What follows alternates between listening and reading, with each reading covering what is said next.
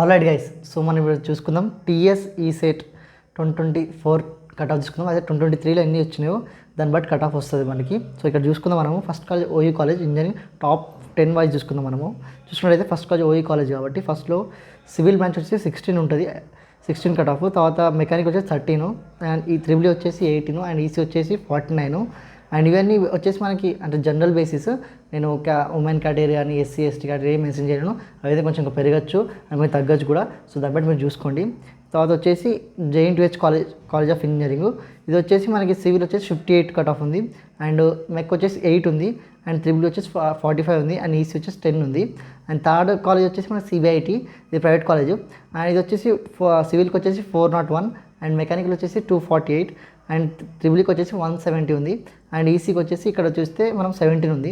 And తర్వాత వచ్చేసి SRHP, ఇది వరంగల్ ఉంటుంది అండ్ దీన్ని మనకి సివిల్లో చూసుకున్నట్టయితే 526 అండ్ మెకానికల్ చూసినట్టయితే ఇక్కడ 642. తర్వాత ఈసీ త్రిబుల్ వచ్చేసి 328 అండ్ ఈసీ వచ్చేసి 816. తర్వాత మనకి VNR VJIT మంచి కాలేజ్, టాప్ కాలేజ్ ఇది కూడా.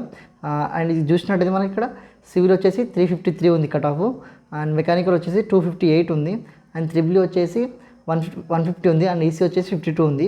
అండ్ సిక్స్త్ కాలేజ్ వచ్చేసి మనకి వాసవి ఇంజనీరింగ్ కాలేజు, ఇది టాప్ కాలేజు అండ్ సివిల్ వచ్చేసి ఇక్కడ 446 ఉంది అండ్ మెకానికల్ వచ్చేసి 325 ఉంది అండ్ త్రిబుల్ వచ్చేసి 41 ఉంది. తర్వాత ఈసీ వచ్చేసి 71 ఉంది. తర్వాత మనకి SNIS కాలేజ్, శ్రీనిధి కాలేజ్, దీని సివిల్ వచ్చేసి మనం చూసినట్టయితే ఇక్కడ 127 ఉంది civil cut off and mechanical cut off వచ్చేసి 558 ఉంది. తర్వాత త్రిబుల్ కట్ ఆఫ్ వచ్చేసి 126 ఉంది. ఈసీ కట్ ఆఫ్ వచ్చేసి 439 ఉంది.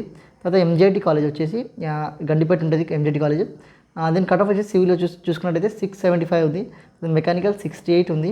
తర్వాత త్రిబుల్ 282 ఉంది. తర్వాత ఈసీ 91 ఉంది. తర్వాత వచ్చేసి మా BVRIT కాలేజ్ నర్సాపూర్లో ఉంటుంది. కాలేజ్ వచ్చేసి కొంచెం మంచి అట్మాస్ఫియర్ ఉంటుంది. ఇక్కడ దీని కట్ ఆఫ్ చూసుకున్నట్టయితే మనం సివిల్ 138, మా మెకానిక్ వచ్చేసి 727. తర్వాత త్రిబుల్ వచ్చేసి 277 అండ్ ఈసీ వచ్చేసి 286. MVSR కాలేజ్ చూసినట్టయితే మనం సివిల్ కట్ ఆఫ్ చూసినట్టయితే ఇక్కడ 212. తర్వాత మెకానికల్ చూసినట్టు 293. తర్వాత త్రిబుల్ చూసినట్టయితే ఇక్కడ మనం 60. తర్వాత ఈసీ చూసినట్టయితే 201. ఇది మనం వచ్చేసి cut off top 10 college cut off ఇవన్నీ.